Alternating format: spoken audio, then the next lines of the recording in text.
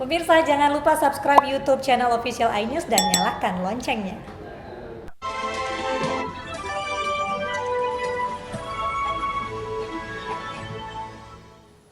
Pemirsa, dua kelompok pemuda baku hantam di depan sebuah rumah makan di kawasan Jalan Zainal Abidin, Bandar Lampung. Bentrokan diduga dipicu rebutan lahan parkir.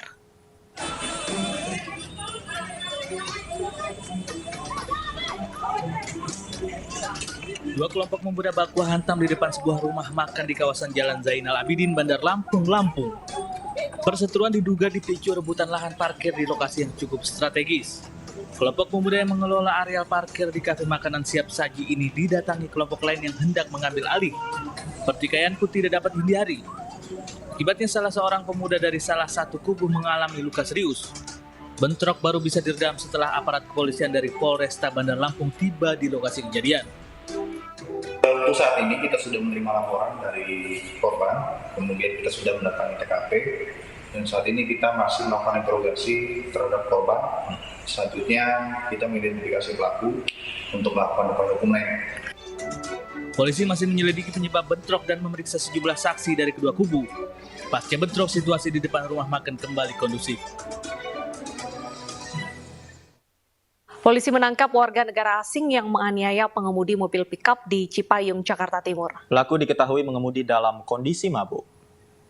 PP nangkep orang mabuk. Rame banget, diramein.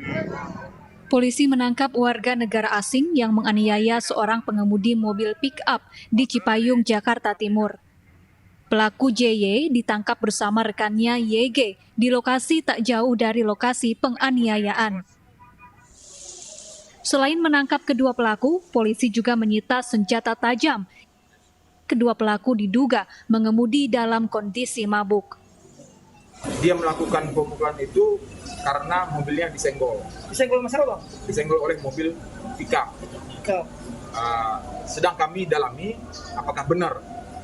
Namun karena ini si tersangka melakukan penganiayaan, sekarang yang bersangkutan untuk tersangka sedang kita proses kasus penganiayaan dan memiliki senjata tajam.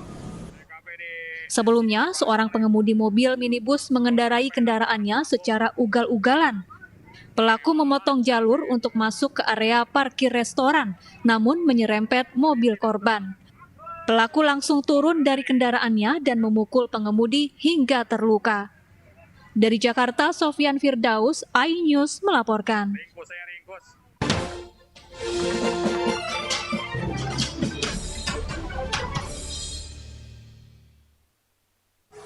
Pemirsa, Kementerian Koperasi dan UKM melalui Badan Koordinasi Hubungan Masyarakat memaparkan jurus penguatan koperasi dan UMKM melalui Peraturan Pemerintah Nomor 7 Tahun 2021. Peraturan pemerintah hasil turunan Undang-Undang Cipta Kerja itu diharapkan mampu meningkatkan kapasitas dan daya saing koperasi serta UMKM.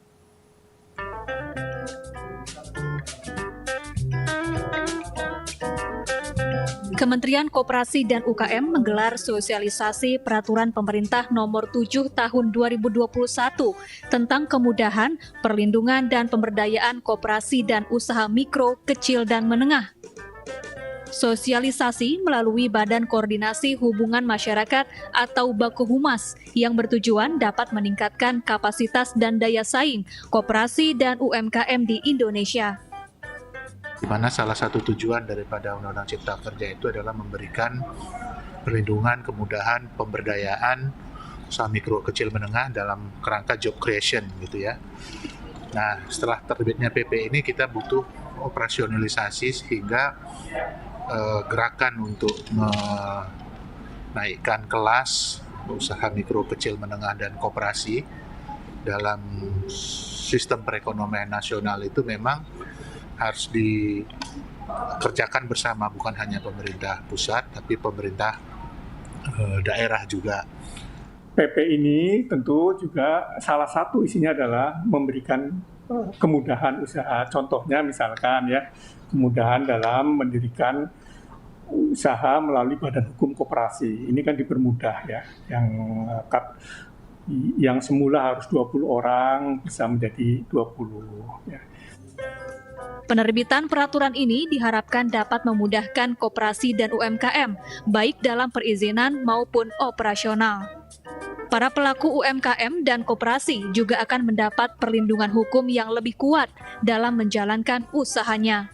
Dari Jakarta, Rina Anggraini, Seprio Donaldi, iNews melaporkan.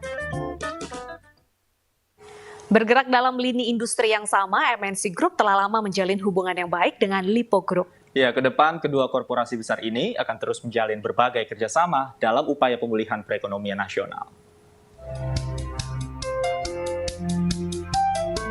Persaingan dunia bisnis tak lantas memupus hubungan baik antara Lipo Group dan MNC Group. Dua korporasi besar yang bergerak di industri media, properti, dan keuangan ini telah lama menjalin hubungan yang baik dari sisi bisnis dan pelayanan kepada masyarakat.